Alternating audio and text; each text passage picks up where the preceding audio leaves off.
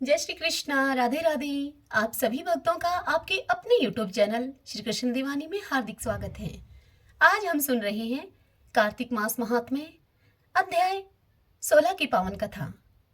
सर्वप्रथम भगवान का स्मरण करते हुए सभी बोलिए ओम नमो भगवते वासुदेवाय। ओम श्री राधा कृष्णाभ्याम नमो नमः। देव ऋषि नारद जी की बात को सुनकर राजा पृथु ने देव ऋषि नारद जी के समक्ष हाथ जोड़कर विनय पूर्वक उनसे कहा कि हे महर्षि, भगवान की पूजा का महात्म्य क्या है, अब आप मुझे वह बतलाइए। तब नारद जी राजा पृथु से बोले कि हे राजन, भगवान की पूजा जिस किसी भी भाव से की जाए वह सदा ही फलदायी होती है। और फिर श्रद्धायुक्त होकर की गई भगवत पूजा, भगवत भजन करने वालों की, उनकी तो गति का कहना ही क्या है, इसका तो बखान भी नहीं किया जा सकता। इस संबंध में मैं आपको एक प्राचीन कथा सुनाता हूँ, आप ध्यानपूर्वक सुने। और फिर नारद जी राजा पृथु से बोले कि किसी समय कालिंद पर्वत पर बसे हुए दीर्घपुर नामक एक नगर में सुबाहु नाम का एक राजा राज्य करता था। वह राजा बड़ा ही धर्मात्मा और प्रजा का संतान की भांति पालन करने वाला था। उस राजा का धूम्रकेश नामक एक पुत्र था। राजा सुबाहु जितना धर्मचारी था, उसका वह पुत्र उतना ही दुष्ट और दुराचारी था। वह दुष्ट पुत्र परस्त्रीगामी, चोर, जुआरी और मदिरा पान करने वाला था। उसे राजा ने बहुत समझाया जिससे कि वह अच्छे रास्ते पर चले, परंतु वह किसी प्रकार भी न माना। एक दिन तो उस दुष्ट ने अपनी शिष्टाचार की सभी सीमाएं लांघते हुए राजा की छोटी रानी अर्थात अपनी विमाता पर ही कुदृष्टि डाल दी। जब राजा को इस सब बात का पता चला कि उसका पुत्र इतना कामांध हो गया है कि वह रिश्तों की मर्यादा को भी भंग करने पर तुला हुआ है, तब राजा ने क्रोधित होते हुए उसे देश निकाला दे दिया। अब राजकुमार जंगलों में रहता और भक्ष्य और अभक्ष्य सभी पदार्थों का सेवन करता, मदिरा पीता, चोरी चकारी करने के बाद जो भी धन उसको प्राप्त होता उस धन को वह वेश्याओं पर खर्च कर देता। इसी प्रकार अनेक वर्ष उस राजकुमार के बीत गए जंगल में। राजकुमार एक वन से दूसरे वन और फिर दूसरे से तीसरे वन में भटकते भटकते अब वृंदावन जा पहुंचा। वृंदावन में धूम्रकेश ने सत्यव्रत नामक एक परम विष्णु भक्त को देखा, जो कि अपना घर बार छोड़कर कार्तिक मास में वृंदावन में रहकर भगवान का पूजन करता था और केवल वह कंदमूल ही खाता था। हे राजा पृथु, वह भगवान से प्रतिदिन प्रार्थना करता कि हे भगवान, इस दुख रूपी संसार में डूबते हुए मुझ दीन की आप रक्षा कीजिए। श्री राधा जी के सहित मैं आपको नमस्कार करता हूँ। इस प्रकार कहते और करते प्रेम मगन होकर वह कभी रोने लगता और कभी हर्षित होकर नाचने और गाने लगता था। नित्य प्रतिदिन का उसका यही व्यवहार था। संयोगवश दैव योग से एक दिन धूम्रकेश ने भी उस परम भक्त की यह क्रियाएं देखी और रात्रि में एक वैश्या के घर आकर उसने मिट्टी की एक मूर्ति के समक्ष वैसे ही प्रार्थना और दूसरी क्रियाएं नाचना और गाना आदि किया और तदंतर वह सो गया। दैव योग से तभी राजा के दूत वहां पर आ गए और फिर राजा के दूतों के हाथ से वह धूम्रकेश मारा गया। तत्पश्चात यमदूत वहां आए और उसे महापापी जानकर घसीटते और मारते हुए यमराज के पास लेकर गए। उसे देखते ही यमराज अपने सिंहासन से उठ खड़े हुए और उन्होंने उसे पाद और अर्घ्य आदि प्रदान किए। फिर अपने दूतों को यमराज ने फटकारा कि हमारी आज्ञा के बाद भी वे विष्णु भक्त को यहाँ पर क्यों लेकर आए हैं, चाहे किसी भी भाव से क्यों न किया गया हो। मृत्यु से पूर्व इसने कार्तिक मास में और वह भी वृंदावन धाम में भगवान का पूजन किया है, अतः यह तो बैकुंठ का अधिकारी है। तदोपरांत यमराज धूम्रकेश से बोले कि हे धूम्रकेश, भगवान की कृपा अपार है। उनकी भक्ति 9 प्रकार से की जाती है। किसी एक भक्ति का सहारा लेकर पापी से पापी व्यक्ति भी तर जाता है। जिस प्रकार कथा श्रवण से राजा परीक्षित तरे, कीर्तन से शुकदेव जी तरे, स्मरण करने से प्रहलाद जी तरे, पाद सेवा से लक्ष्मी जी, पूजा से पृथु, वंदना करने से अंकुर, सत्संग करने से सुग्रीव, मित्र भाव से अर्जुन, दान करने से राजा बलि आदि परम पद को प्राप्त हुए हैं, उसी प्रकार तुमने भी चाहे जिस भाव से भी भगवान की पूजा क्यों न की हो, तुम अब स्वर्ग के अधिकारी हो। अपने कर्म के अनुसार पहले तो तुम नरक के अधिकारी थे, किंतु कार्तिक मास में की गई भगवान की पूजा व्यर्थ नहीं जाती। जहाँ पर भगवान शालिग्राम हैं, वहीं पर गंडकी नदी तथा अन्य तीर्थ हैं। आगे नारद जी इस कथा को सुनाते हुए राजा पृथु से कहते हैं कि हे राजन, धूम्रकेश को शास्त्रों का तनिक भी ज्ञान नहीं था। अतः उसने करबद्ध होकर यमराज से पूछा कि हे स्वामी, भगवान सभी नदियों को छोड़कर गंडकी को कैसे प्राप्त हुए? कृपा करके यह वृतांत मुझसे कहिए। नारद जी से इतनी कथा सुनकर महाराज पृथु ने भी नारद जी से यही प्रश्न किया। तब नारद जी राजा पृथु से बोले कि हे राजन, किसी समय वेदशिरा नामक ऋषि सर्व लोगों के हित की कामना से गंगा जी के तट पर तपस्या कर रहे थे। उनके इस घोर तप से भयभीत होकर इंद्र ने मंजू घोषा नाम की अप्सरा को उनकी तपस्या भंग करने के उद्देश्य से वहां भेजा। मंजू घोषा उस रमणीक स्थल पर आकर अपने हाव भाव और नृत्य आदि से ऋषि की तपस्या को भंग करने की अब चेष्टा करने लगी। हे राजा पृथु, इसी प्रयास में उसने ऋषि के चरणों का स्पर्श किया तो ऋषि के रोम खड़े हो गए, जिससे कि मंजू घोषा को भ्रम हुआ कि ऋषि उसके वश में हो गए हैं। अतः उसने निसंकोच होकर ऋषि की गले में अपनी बाहें डाल दी। इससे ऋषि की तंद्रा भंग हो गई। वे अत्यधिक क्रोधित हो उठे। उन्होंने मंजू घोषा को श्राप देते हुए कहा कि तू मुझे पाप कर्म में घसीटकर इस संसार सागर में डालने के लिए आई है, इसलिए मैं तुझे श्राप देता हूं कि तू नदी हो जा। ऋषि का श्राप सुनकर मंजू घोषा रोने बिलखने लगी अब, और वह बोली कि हे मुनि, मैं श्राप के योग्य नहीं हूं, आप मुझे क्षमा करें। जब मंजू घोषा ने बार बार उस ऋषि से इस प्रकार क्षमा याचना की तो ऋषि को उस पर दया आ गई और ऋषि उससे बोले कि जिस समय भगवान विष्णु वृंदा के श्राप से शिलारूप होंगे तब वे तुम में स्थित होंगे, तब तुम भगवान को धारण करने वाली होगी। इस प्रकार मेरे द्वारा दिया गया यह श्राप तुम्हारे लिए वरदान सिद्ध होगा। इस कथा को सुनाकर यमराज ने राजकुमार धूम्रकेश से कहा कि हे राजकुमार, जिस प्रकार अनजाने में भी किया गया पाप क्षमा के योग्य नहीं होता, ठीक उसी प्रकार अनजाने में किए गए भजन का सुफल भी अवश्य मिलता है। इसीलिए तुम भी अनजाने में किए गए भजन पूजन के कारण बैकुंठ के अधिकारी बन गए हो। अतः अब तुम विष्णुलोक की ओर गमन करो। तभी भगवान विष्णु के गण वहां पर आ पहुंचे और उसे एक दिव्य रथ में बैठाकर विष्णुलोक को ले गए। श्रीमन नारायण नारायण हरि हरि, भजमन नारायण नारायण हरि हरि। सभी बोलिए विष्णु भगवान की जय। ओम नमो भगवते वासुदेवाय। आइए भगतजनों, अब हम कार्तिक स्नान की 5 कथाओं का श्रवण करते हैं। तुलसी जी की कथा। एक समय की बात है, कार्तिक में सभी औरतें तुलसी माता को सींचने के लिए जाया करती थीं।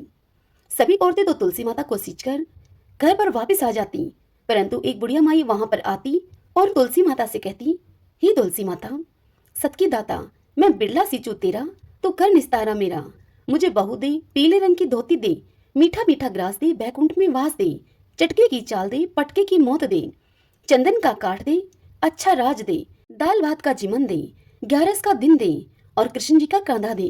बुढ़िया माई का ऐसा कहने का रोज का नियम था। यह सुन सुनकर अब तुलसी माता सूखने लगी। जब तुलसी माता को सूखते हुए देखा तब कृष्ण भगवान ने उनसे पूछा, हे तुलसी, तुम सूख क्यों रही हो? तब तुलसी माता ने कहा कि मेरे मन की मत पूछो। तब भगवान बोले, अगर ये बात मैं नहीं पूछूंगा तो कौन पूछेगा? तब तुलसी माता ने कहा कि एक बुढ़िया माई रोज आती है और मुझसे यह बात कहकर जाती है, मैं उसे सब कुछ तो दे दूंगी, लेकिन कृष्ण जी का कांधा कहाँ से दूंगी? तब कृष्ण भगवान तुलसी देवी से बोले, जब वह बुढ़िया माई मरेगी तो मैं अपने आप उसे कांधा देकर आ जाऊंगा, तुम बुढ़िया माई से कह देना। समय बीतने के अनुसार बुढ़िया माई की एक दिन मृत्यु हो गई। जब गांव वाले सभी इकट्ठे हुए और उसको लेकर जाने लगे तो वह इतनी भारी हो गई कि किसी से भी वह नहीं उठी।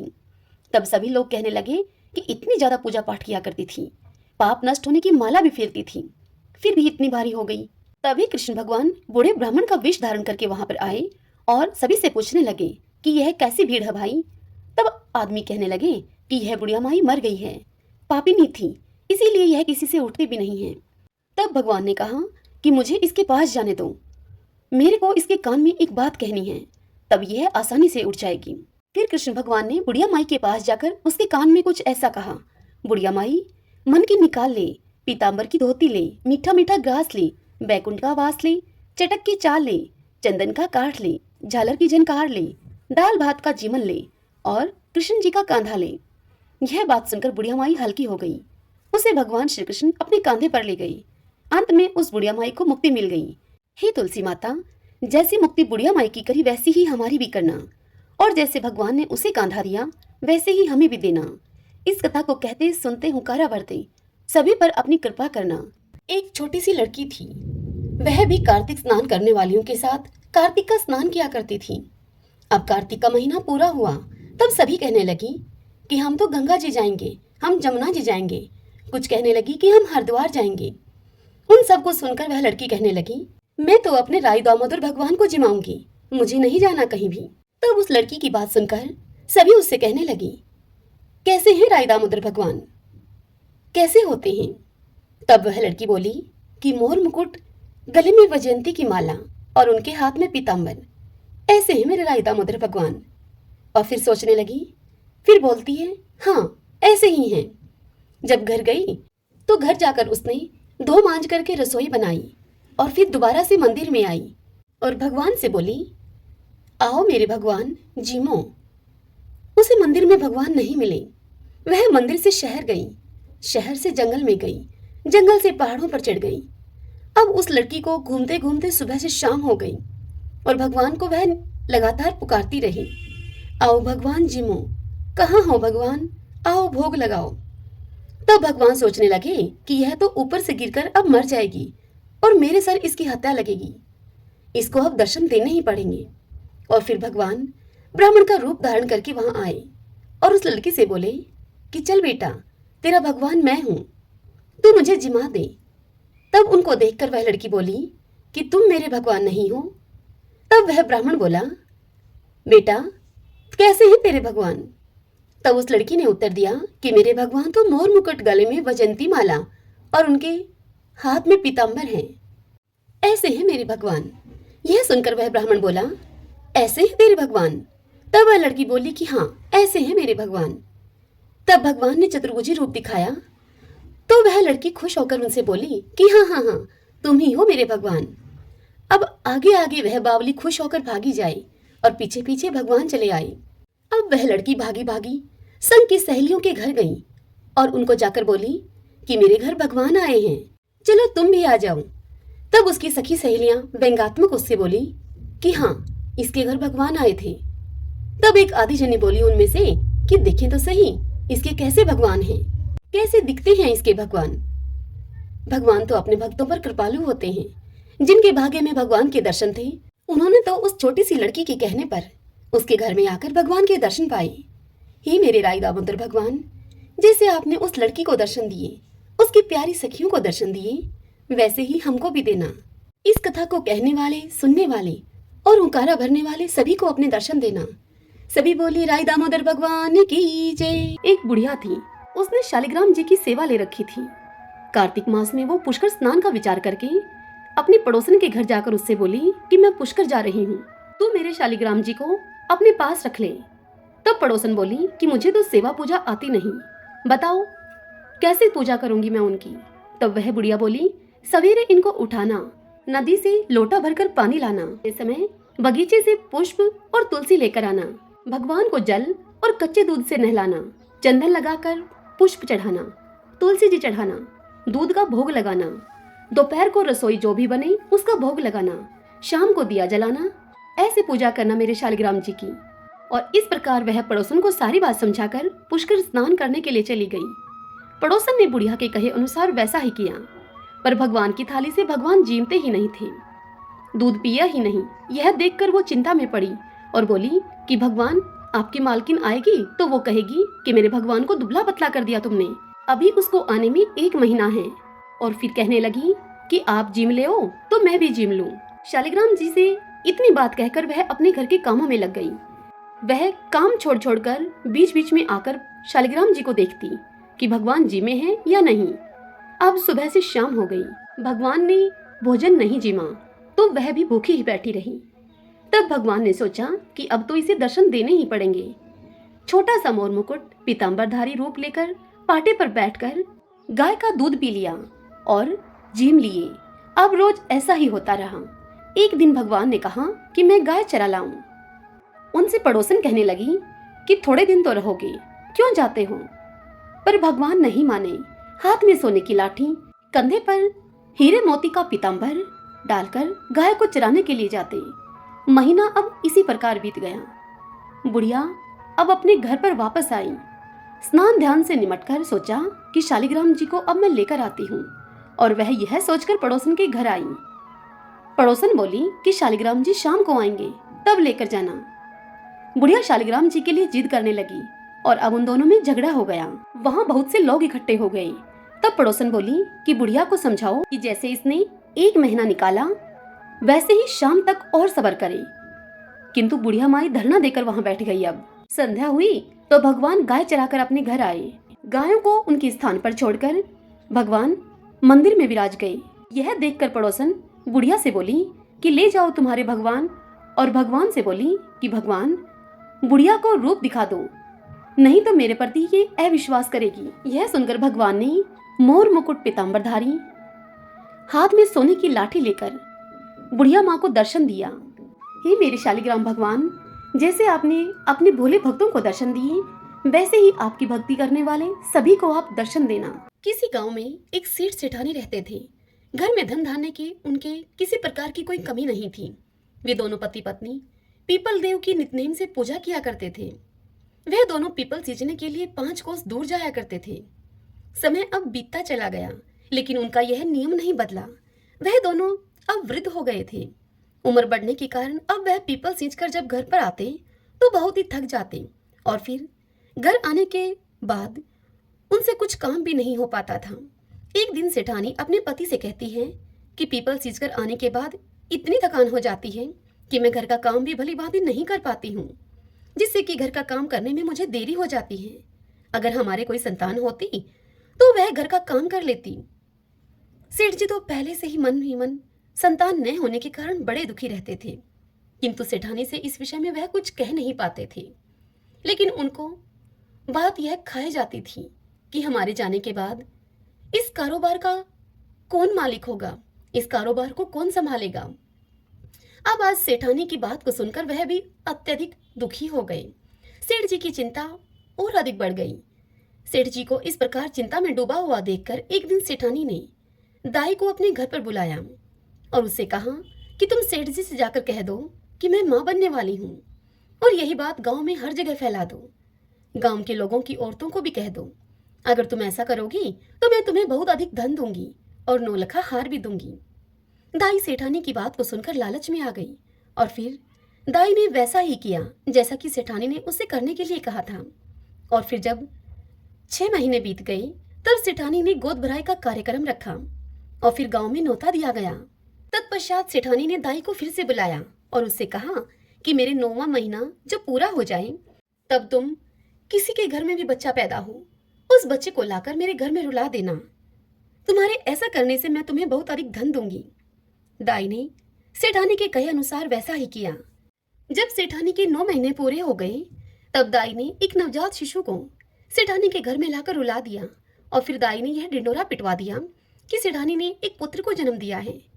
तत्पश्चात 100 महीना पूरा होने पर सेठानी ने जलवा पूजन का कार्यक्रम रखा। उस कार्यक्रम में उसने पूरे गांव को बुलाया। जब जलवा चूड़े की रस्म होने लगी तब लोगों ने उससे पूछा कि तुम्हारा बच्चा कहाँ है सेठानी। तब सेठानी कहने लगी कि यह पूजा मैं कटार के साथ करूंगी, कुंवर सा को नजर लग जाएगी, इसीलिए उसे अभी बाहर नहीं निकालेंगे। और इसी प्रकार 5 से 6 साल बीत गए। गांव के किसी भी व्यक्ति या किसी भी औरत ने कुंवर सा को नहीं देखा था। फिर एक दिन सेठानी सेठ जी से कहती है कि मेरा बेटा पढ़ने के लिए काशी जी जाएगा। सेठानी की यह बात सुनकर सेठ जी उससे कहते हैं कि मैंने तो आज तक तेरे बेटे को ही नहीं देखा है, कहाँ है तेरा बेटा? जिस बेटे को मैंने आज तक नहीं देखा उसे काशी जी में कैसे भेजूंगा पढ़ने के लिए? यह सुनकर सेठानी बोली कि जैसा मैं बोल रही हूँ आप वैसा ही करिए। पूरे गांव में आप यह बात बता दीजिए कि हमारा बेटा काशी जी पढ़ने के लिए चला गया है। सेठ ने सेठानी के कहे अनुसार सारे गांव में ऐसा ही बोल दिया। अब ऐसे ही समय बीतता गया। फिर एक दिन सेठानी सेठ जी से बोली कि हमारा बेटा अब 16 वर्ष का हो गया है, उसकी शादी करनी है। आप एक सुंदर सुशील कन्या को देखकर मेरे बेटे की शादी करवा दो और घर में बहू ले आओ। सेठानी की इस बात को सुनकर सेठ जी गुस्से में उससे बोले कि तुम क्यों मेरे बुढ़ापे पर मिट्टी फेंक रही हो? जिस बेटे को आज तक मैंने नहीं देखा, उसके लिए मैं बहू कहाँ से लेकर आऊं? तब सेठानी सेठ से दोबारा बोली कि आप लड़की ढूंढो तो सही, मेरा बेटा आ जाएगा। सेठ जी के पास धन की तो कोई कमी थी नहीं। सेठानी के जोर देने पर सेठ जी ने मन में कुछ सोच विचार किया और फिर एक पोटली ली और उस पोटली में थोड़ा सा आटा डाला। पोटली को बांधने से पहले उन्होंने उस पोटली में सोने की कुछ मोहरें डाल दी और लड़की ढूंढने के लिए अब सेठ जी चल पड़े। चलते चलते वह एक गांव में पहुंचे जहां पर कुछ लड़कियां खेल रही थीं। सेठ जी अब थक गए थे और उन लड़कियों के खेल को देखने की इच्छा से वे उन लड़कियों के पास ही बैठ गए। जब वे सभी लड़कियां खेल खत्म करके अपने अपने घर को जाने लगी, तब सभी लड़कियां अपने द्वारा बनाए गए मिट्टी के घरों को तोड़ रही थीं, परंतु उनमें से एक लड़की ने अपना बनाया हुआ घर नहीं तोड़ा। तब बाकी लड़कियां उसे कहने लगी कि तुमने अपना घर क्यों नहीं तोड़ा? तब वह लड़की बोली कि मैं अपना बनाया हुआ घर कभी नहीं तोड़ूंगी। फिर वह सभी लड़की अपने अपने घर चली गई। सेठ जी वहां से उठे और उसी लड़की के पीछे पीछे चल दिए। सेठ जी को वह लड़की सियानी लगी जिसने अपना घर नहीं तोड़ा था। सेठ जी को वह लड़की बड़ी ही बुद्धिमान लगी। अब चलते चलते सेठ जी उसी लड़की के घर के आंगन में पहुंच गए और वहीं आंगन में ही वहां बैठ गए सेठ जी और उस लड़की से कहने लगे कि बेटी, मैं 2 दिन से भूखा हूँ, क्या तुम मुझे खाना खिला दोगी? तब लड़की ने सेठ जी से कहा कि ठीक है। फिर लड़की घर के अंदर जाकर अपनी माँ से बोली। तब उसकी माँ उससे बोली कि बेटी, मैंने तो खाना खा लिया है, अब तो घर में खाने के लिए कुछ भी नहीं है, आटा भी नहीं है। लड़की ने यही सब जाकर बाहर उस बुजुर्ग व्यक्ति अर्थात उस सेठ जी से कह दिया। तब सेठ जी उस लड़की से बोले कि बेटी, आटा मेरे पास है, तुम यह आटा ले जाओ और मुझे खाना बना दो। सेठ जी ने वह पोटली उस लड़की को थमा दी। लड़की ने वह पोटली लाकर अपनी माँ को दे दी। माँ ने जब पोटली को खोलकर देखा तो उसमें सोने की 4 मोहरें भी हैं। तो उसने वह सभी मोहरें लड़की के हाथ में देकर उससे कहा कि बेटा, यह सोने की मोहरें उन्हें वापस देकर आओ। जब लड़की बुजुर्ग व्यक्ति के पास सोने की मोहरें देने के लिए जाती है तो वह कहते हैं कि बेटी, यह मोहरें तुम ही रख लो, हमारे घर में पैसे की कोई कमी नहीं है। फिर उन मोहरों को लड़की अपने पास रख लेती है। इतनी देर में ही उस लड़की के पिता भी वहां पर आ जाते हैं। तत्पश्चात सेठ जी और लड़की के पिता में आपस में बातचीत होने लगती है। अब कुछ समय के बाद भोजन की थाल भी लगा दी जाती है और सेठ जी भोजन करने के लिए वहां बैठ जाते हैं और खाना खाते हैं। सभी बैठे हुए लड़की के पिता सोचते हैं कि यह बुजुर्ग व्यक्ति बड़ा ही धनवान है। अब जैसे ही सेठ जी खाना खाकर उठते हैं, तब उस लड़की के पिताजी उनसे पूछते हैं कि आप आगे कहाँ जा रहे हैं? तब सेठ जी उनसे बोलते हैं कि मैं अपने लड़के की शादी के लिए लड़की देखने के लिए जा रहा हूँ। मेरा लड़का काशी जी पढ़ने के लिए गया हुआ है, वह 12 वर्ष के बाद लौट कर आएगा। यह सुनकर लड़की के पिता ने अपने मन में विचार किया कि यह व्यक्ति बड़ा ही धनवान है और लड़के की शादी कराने के लिए लड़की भी ढूंढ रहा है। क्यों ना मेरी लड़की का विवाह इसके लड़के से हो जाए। मेरी लड़की इनके घर में जाएगी तो बड़ा सुख पाएगी, राज रचेगी। यदि यह विवाह हो जाए तो कितना अच्छा हो। तत्पश्चात लड़की के पिता ने उस बुजुर्ग अर्थात उस सेठ जी से कहा कि यदि आपको ठीक लगे तो आप अपने बेटे का विवाह मेरी बेटी से करवा दीजिए। यह सुनकर सेठ जी बड़े ही खुश हुए और फिर एक नारियल और 1.25 रुपए का शगुन उस लड़की को दे दिया। तत्पश्चात सेठ जी लड़की के पिताजी से बोले, मेरा बेटा काशी जी पढ़ने के लिए गया है और वह 12 वर्ष के बाद लौट कर आएगा। तब लड़की के पिता ने कहा कि कोई बात नहीं है। तत्पश्चात सेठ जी ने घर जाकर सारी बात सेठानी को बताई। कुछ दिन बीत जाने पर सेठानी ने सेठ जी से कहा कि अब विवाह करा के उस लड़की को अपने घर पर ले आओ। तब सेठ जी उससे कहने लगे कि यही तो मन में चिंता का विषय है कि शादी कैसे होगी। तब सेठानी बोली कि शादी खांडे के साथ होगी। खांडा तलवार को कहा जाता है। तब सेठ जी फिर से लड़की के घर गए और वहां जाकर उनसे शादी के विषय में बात करते हुए कहते हैं कि मेरा बेटा अभी नहीं आ सकता, वह अभी काशी जी पढ़ने के लिए गया है। 12 वर्ष पूरे होने पर ही वह लौटेगा, अभी उसे आने में समय लगेगा। यदि आप राजी हो तो मैं अपने बेटे के स्थान पर यह खांडा रख दूंगा और यह शादी संपन्न हो जाएगी। पुराने जमाने में लोग ऐसे ही शादियां कर दिया करते थे। असली कीमत तो आदमी की वचन और जुबान की होती है। सेठ जी की बात को सुनकर लड़की के पिता ने खूब सोच विचार करके लड़की की शादी खांडे के साथ करवा दी। तत्पश्चात सेठ जी बहू को लेकर अपने घर को लौटे। सेठानी बहू को देखकर बड़ी खुश हुई, फूली न समाई।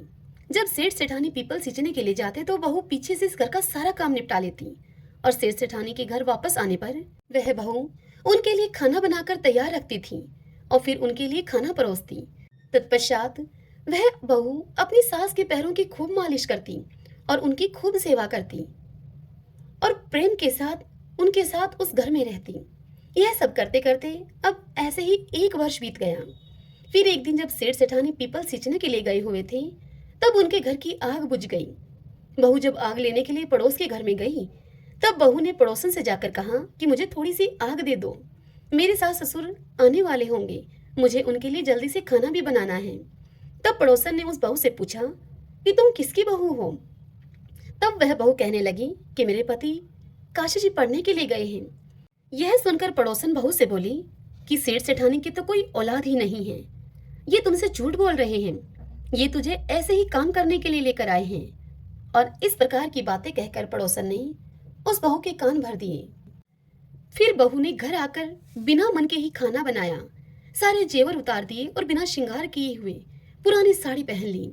जब सास ससुर पीपल सींचकर घर को लौटे तब उन्होंने देखा कि आज तो घर का कोई काम नहीं हुआ है। तत्पश्चात उन्होंने बहू से खाना मांगा। बहू ने खाना ला कर दिया। जब उन्होंने खाना खाया तो खाना बिल्कुल फीका था, बिल्कुल बेस्वाद खाना था, उसमें नमक मिर्च कुछ भी नहीं था। तब उन्होंने बहू से पूछा कि बहू आज क्या बात है, बहू आज खाना बिल्कुल फीका सा है। तब बहू ने उत्तर दिया कि आपको तो आज ही खाना फीका मिला है, मेरी तो पूरी जिंदगी ही फीकी है। तब सेठानी पूरी बात समझ गई कि आज इसके किसी ने कान भरे हैं, सब कुछ इसको बता दिया है। अब सेठानी सारी बात देखते समझते हुए चुप रहती है। फिर दूसरे दिन सेठ सेठानी पीपल सींचने के लिए जाने लगते हैं।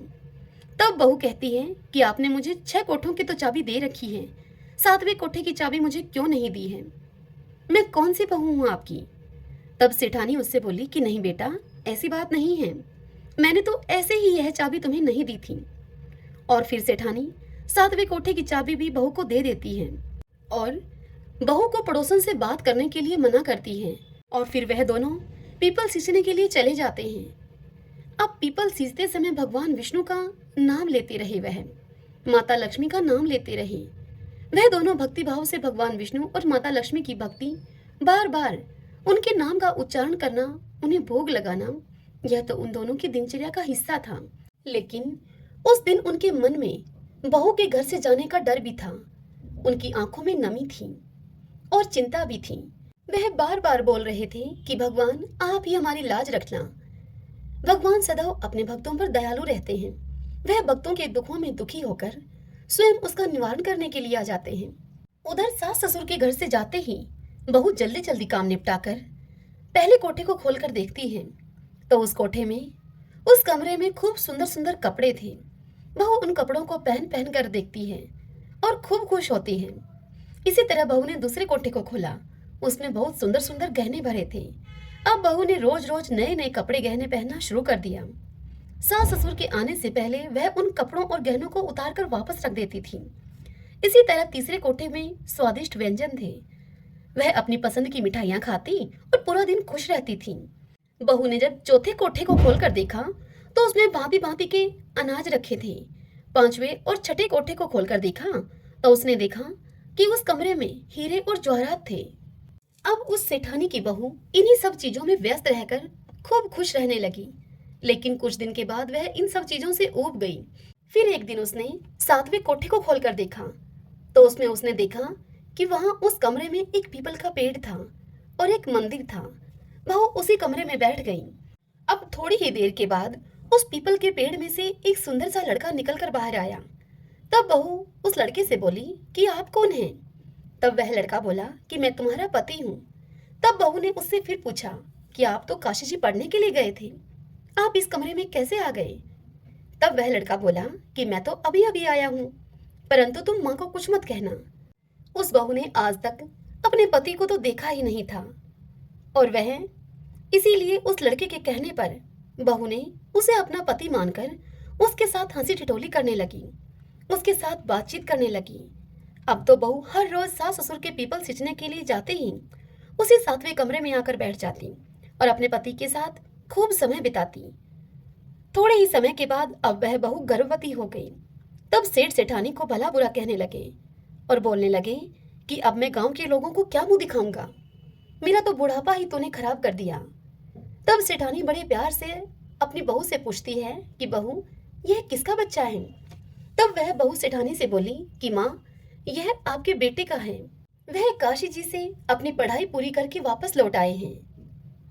तब यह सुनकर सास ने कहा कि बहू, तूने तो मुझे आज तक इस बारे में कुछ बताया ही नहीं।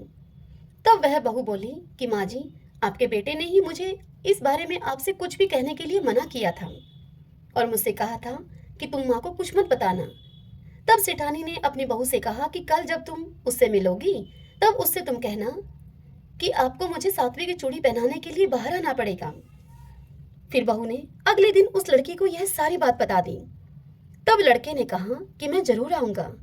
अब सास और बहू दोनों निश्चिंत हो गईं। सातवीं की चूड़ी पहनाने का कार्यक्रम रखा गया और पूरे गांव को बुलावा भेजा गया। उस कार्यक्रम में जब सारा गांव वहां पर उपस्थित था, बहू को वहां पर बिठाया गया। फिर क्या था, थोड़ी ही देर में वहां पर चर्चा होने लगी कि कहाँ है इनका बेटा, आज तक हमने तो कभी देखा नहीं है। तभी वहां पर 17-18 साल का एक नौजवान लड़का आया और बहू के पास आकर वह बैठ गया। गांव के सभी लोग उसे देखकर चौंक गए और उसे टकटकी लगाकर देखते ही रह गए और फिर कहने लगे कि यह लड़का तो कितना सुंदर है, यही कारण है कि सेठानी इसे छिपाकर रखती थी। तत्पश्चात कार्यक्रम जब पूरा हुआ, वह लड़का वापस जाने लगा। तब बहू ने उससे कहा कि आप कहाँ जा रहे हैं? तब वह लड़का बोला कि मुझे जाना पड़ेगा। जैसे ही वह लड़का सातवें कमरे में गया, बहू उसके पीछे पीछे गई। वह लड़का पीपल के पास पहुंचकर जैसे ही सांप की केचुली पहनने लगा, तब उस बहू ने तुरंत ही उस केचुली में आग लगा दी। आग लगने से लड़के के शरीर में अब जलन होने लगी। बहू ने लड़के के शरीर पर दूध डालकर उसकी जलन को शांत किया। फिर वह लड़का, बहू और सेठ सेठानी मिलकर एक साथ एक ही घर में रहने लगे। इस तरह उस लड़की के तेज भाग्य से सेठ सेठानी को अपना बेटा मिल गया। हे मेरे पीपल देवता, जैसी कृपा आपने उस लड़की और सेठ सेठानी पर की, वैसी ही कृपा आपकी यह कथा जो भी कहे, सुने, सुनाए और ओंकारा भरे, उन सब पर करना। सुनते हैं। एक गुजरी थी, उसने अपनी बहू से कहा कि बहू, तू दूध दही बेच आया कर। अब वह बहू दूध दही बेचने के लिए गई। कार्तिक का महीना था, वहां पर सभी औरतें पीपल सींचने को आती थीं। यह देखकर वह गुजरी भी वहां पर बैठ गई और उन औरतों से पूछने लगी, बहनों, तुम यह क्या कर रही हो? तब वह औरतें उससे बोली कि हम तो पीपल की पथवारी सींच रही हैं। तब उस गुजरी ने उनसे पूछा कि ऐसा करने से क्या होता है? तब उन औरतों ने गुजरी को बताया कि ऐसा करने से अन्न धन मिलता है, वर्षों का बिछड़ा हुआ पति मिलता है। यह सुनकर गुजरी ने कहा कि तुम तो पानी से सींच रही हो, मैं तो दूध दही से पथवारी को सींचूंगी। और फिर बहू दूध दही से पीपल पथवारी को सींचने लगी। बहू को ऐसा करते करते 1 महीना बीत गया। फिर एक दिन उसकी सास उससे कहती है कि बहू, अब तो दूध दही के पैसे ला कर दे। अब तो यह रोज का नियम ही हो गया था सास का। सास अपनी बहू से रोज कहती कि बहू, दूध दही के पैसे ला कर दे। फिर एक दिन बहू ने कहा कि जब कार्तिक का महीना पूरा हो जाएगा तब मैं ला दूंगी पैसे। और इस प्रकार उस बहू को पीपल पथवारी सींचते हुए कार्तिक का महीना पूरा हो गया। पूनम के दिन अर्थात पूर्णमासी के दिन गुजरी पीपल पथवारी के पास अब धरना देकर बैठ गई। पीपल ने उससे पूछा कि तू यहाँ पर क्यों पड़ी है? तब उस गुजरी ने कहा कि मेरी सास दूध दही के पैसे मांगेगी अगर मैं घर गई तो। तब पीपल ने उससे कहा कि मेरे पास पैसे तो नहीं हैं, ये बाटे डंडे पान पत्ते पड़े हैं, यह तू ले जा और इनको गुलक में रख देना। और उस बहू ने ऐसा ही किया। घर जाने पर जब उसकी सास ने उससे पूछा, बहू पैसे लाई हैं? तो उस गुजरी ने कहा कि मैंने पैसे गुल्लक में रखे हैं। जब सास ने गुल्लक को खोलकर देखा तो सास देखती ही रह गई। उस गुल्लक में हीरे मोती जगमगा रहे हैं, पत्तों का धन हो गया। यह देखकर सास बोली कि बहू, तू इतना पैसा कहाँ से लाई है? सास की इस बात को सुनकर बहू ने भी गुल्लक को देखा। यह देखकर बहू अब दंग रह गई और कहने लगी, माँ, मैंने तो 1 महीना दूध दही से पीपल पथवारी को सींचा था और मैंने उससे धन मांगा था। तब मुझे पीपल ने पान पत्ते बाटे डिंडे लेकर जाने के लिए कहा। वह लेकर मैंने इस गुल्लक में रख दिए थे और वही अब ये हीरे मोती हो गए हैं। यह सुनकर सास ने कहा कि अब की बार तो मैं भी पीपल पथवारी को सींचूंगी। और फिर जब अगले वर्ष कार्तिक मास आया तब सास ने पीपल पथवारी को सींचा। सास दूध दही तो बेच आती और हांडी धोकर वह पानी पीपल पथवारी में डाल आती। इस प्रकार करते हुए सास को अब 1 महीना बीतने वाला था। तभी एक दिन सास अपनी बहू से कहती है कि बहू, तुम मुझसे पैसे मांग। यह सुनकर बहू ने कहा कि माँ जी, क्या कभी बहू भी अपनी सास से कभी पैसे मांगती है? तो उसकी सास कहने लगी, नहीं, तुम मुझसे पैसे मांग। तो बहू ने सास से दूध दही के पैसे मांगे। सासू जी पीपल पथवारी पे जाकर अब धरना देकर बैठ गई। तो पीपल ने उसे डंडे पत्ते पान बांटे उसे दे दिए और उससे कहा कि इन्हें गुल्लक में ले जाकर रख दो। सास ने ऐसा ही किया। जब बहू ने गुल्लक को खोलकर देखा तब उसमें कीड़े और बिलाव चल रहे थे। यह देखकर गुजरी ने अपनी सास से कहा, माँ जी यहाँ आइए, देखिए ये क्या है। तब सास देखकर दंग रह गई और बोली कि पीपल पथवार ने तुझे तो अन्न दिया है और मुझे ये कीड़े मकोड़े दे दिए। तब सभी बोले कि बहू ने तो सच से सींचा था और सास ने धन की भूख से सींचा था। इसीलिए हे पथवारी माता, जैसे बहू को दिया वैसे सबको देना और जैसा सास को दिया वैसा किसी को मत देना। जय जय तुलसी भगवती सत्यवती सुखदानी, नमो नमो हरि प्रियसी श्री विंदा गुण खानी। जय नंदनी जग पूजिता विश्व पावनी देवी, जयति पुष्प शराशुर भी देहु अमर वर अम्ब। श्री हरि शीश विराजनी देहु अमर वर अम्ब, जनहित ही वृंदावनी अब जन कर हूँ विलंब। धन्य धन्य श्री तुलसी माता, महिमा आगम सदा श्रुति गाता। हरि के प्राण हूँ से तुम प्यारी, हर ही हेतु किन हो तप भारी। जब प्रसन्न हव दर्शन दीनो, तब कर जोरी विनय अस कीनो। हे भगवन कंत मम हो, दीन जानी जनि छाड़ हूँ छोहूँ। सुरी लक्ष्मी तुलसी की बानी, दिन हो शाप क्रोध पर आनी। अश अयोग्य वर मांगन हारी, हो विटप तुम जड़ तनु धारी। सुनि तुलसी शापयो तेहि ठामा, करहु बास तू नीचन धामा। दियो वचन हरि तब तत्काला, सुनो सुमुखी जनि हो बिहाला।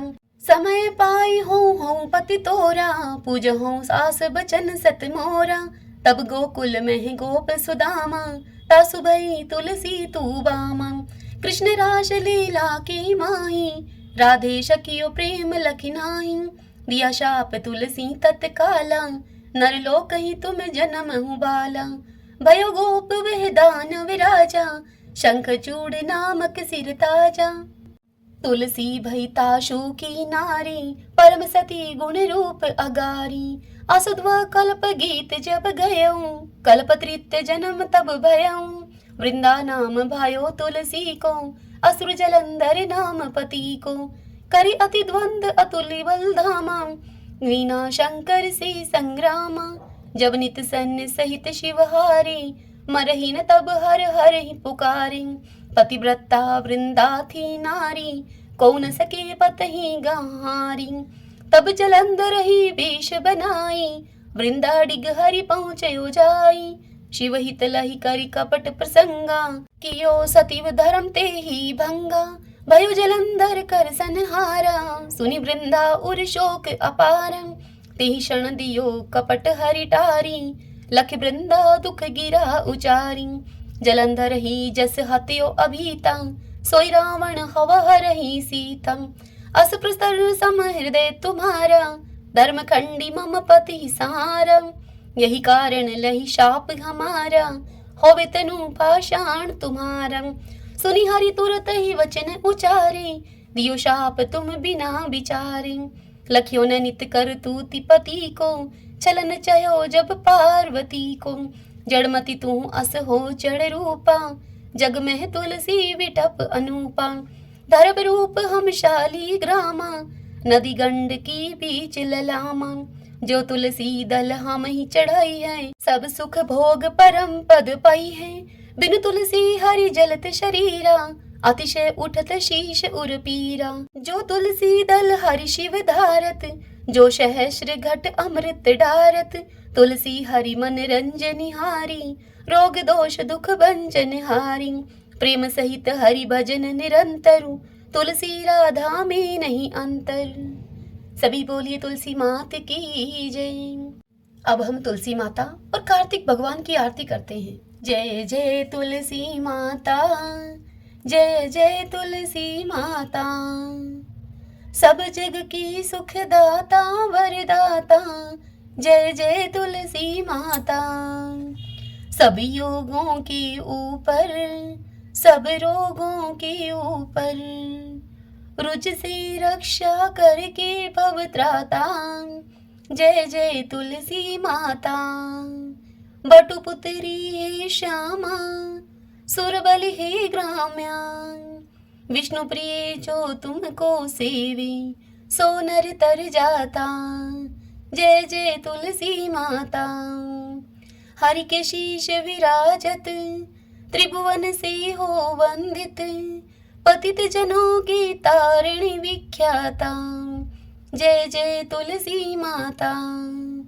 लेकर जन्म विजन में आई दिव्य भवन में, मानव लोक तुम्ही से सुख संपत्ति पाता, जय जय तुलसी माता। हरि को तुम अति प्यारी, श्याम वरण कुमारी, प्रेम अजब है उनको तुमसे कैसा नाता, जय जय तुलसी माता, जय जय तुलसी माता। आरती उतारूं मारा कार्तिक भगवान की, आरती उतारूं मारा कार्तिक भगवान की। ठाकुर जी की सेवा में मैं राम नाम बोलती, ठाकुर जी की सेवा में मैं राम नाम बोलती, गाय की सेवा में मारे गोबर पानी बाड़ा में, गाय की सेवा में मारे गोबर पानी बाड़ा में। तुलसी जी की सेवा में मारे तुलसी फल फूल आंगन में, तुलसी जी की सेवा में मारे तुलसी फल फूल आंगन में। आरती उतारूं मारा कार्तिक भगवान की, आरती उतारूं मारा कार्तिक भगवान की। ठाकुर जी की सेवा में मैं गंगा जल से नहावती, ठाकुर जी की सेवा में मैं गंगा जल से नहावती। गाय की सेवा में मारे दूध दही पी लोना में, गाय की सेवा में मारे दूध दही पी लोना में। तुलसी जी की सेवा में मारे बरकत है घर आंगन में, तुलसी जी की सेवा में मारे बरकत है घर आंगन में। आरती उतारूं मारा कार्तिक भगवान की, आरती उतारूं मारा कार्तिक भगवान की। ठाकुर जी की सेवा में तिलक लाग्यो मारा माथा में, ठाकुर जी की सेवा में तिलक लाग्यो मारा माथा में। गाय की सेवा में मारे घी धरो से घिलड़ी में, गाय की सेवा में मारे घी धरो से घिलड़ी में। तुलसी जी की सेवा में मारा दीवा बाती क्यारा में, तुलसी जी की सेवा में मारे दीवा बाती क्यारा में। आरती उतारूं मारा कार्तिक भगवान की, आरती उतारूं मारा कार्तिक भगवान की। ठाकुर जी की सेवा में माखन मिश्री दोना में, ठाकुर जी की सेवा में माखन मिश्री दोना में। गाय की सेवा में मारे छाछ राबड़ी थाली में, गाय की सेवा में मारे छाछ राबड़ी थाली में। तुलसी जी की सेवा में मारे अखंड सुहाग साथ में, तुलसी जी की सेवा में मारे अखंड सुहाग साथ में। आरती उतारूं मारा कार्तिक भगवान की, आरती उतारूं मारा कार्तिक भगवान की। ठाकुर जी की सेवा में नित उठ मंदिर जावती, ठाकुर जी की सेवा में मैं नित उठ मंदिर जावती। गाय की सेवा में मारे नित उठ बुहारी लगावती, गाय की सेवा में मैं नित उठ के बुहारी लगावती। तुलसी जी की सेवा में मैं नित जल से क्यारा में, तुलसी जी की सेवा में मैं नित जल से क्यारा में। आरती उतारूं मारा कार्तिक भगवान की, आरती उतारूं मारा कार्तिक भगवान की। ठाकुर जी की सेवा में सखियों का संग है मंदिर में, ठाकुर जी की सेवा में नित सखियों का संग है मंदिर में। गाय की सेवा में मारे साथ ग्वाला आंगन में, गाय की सेवा में मारे साथ ग्वाला आंगन में।